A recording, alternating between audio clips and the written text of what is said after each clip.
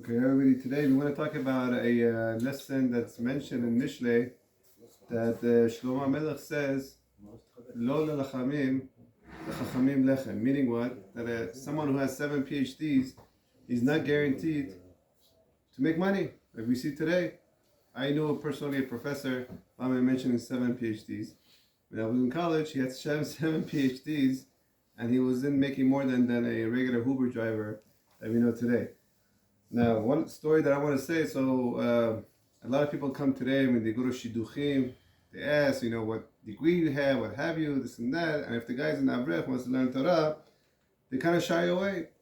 But we have a story over here how we see that someone who's serious about learning and he wants to do the right thing, Hashem will worry about him. There was one person who was going out with a very rich girl, and a few years ago in New York, and she gave the okay that she saw that this person wants to learn Torah, he has Yirat Shamayim, he has good midot, and she wanted to marry him.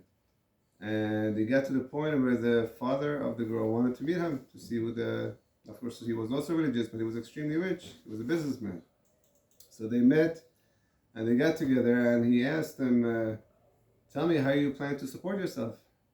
He said, Hashem, I'm learning now, little by little, we don't want to mention in Beverly Hills or whatever it is.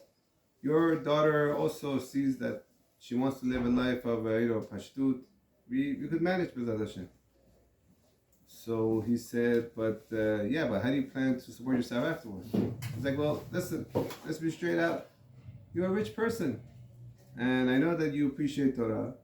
I'm sure you wanted to help out.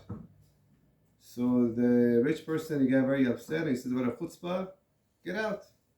He kicked him out. The next day, this rich person goes to shul, and he's talking to his friend that's also rich. He's like, yeah, you don't know, this chatan wants to come, and he wanted to marry my daughter, and he suggested that I should pay for all his life of learning. What a chutzpah. So the other rich person said, you're right, what a chutzpah. What a chutzpah. What was his name? So-and-so. Goes to the shadchan, the other rich person. He's like, please give me this person's phone number, and I want my daughter to go out with him, because this guy wants to really learn Torah and he has Yirat Shamayim. Sure enough, they went out and they got married. Now, let's go forward 120 years. After 120 years, this rich person who married off his daughter to the Talmid Chacham, all the Torah that they have is going to go into his account. And the person who gave up, this Chatan, he has only himself to blame and eat his heart out in eternity.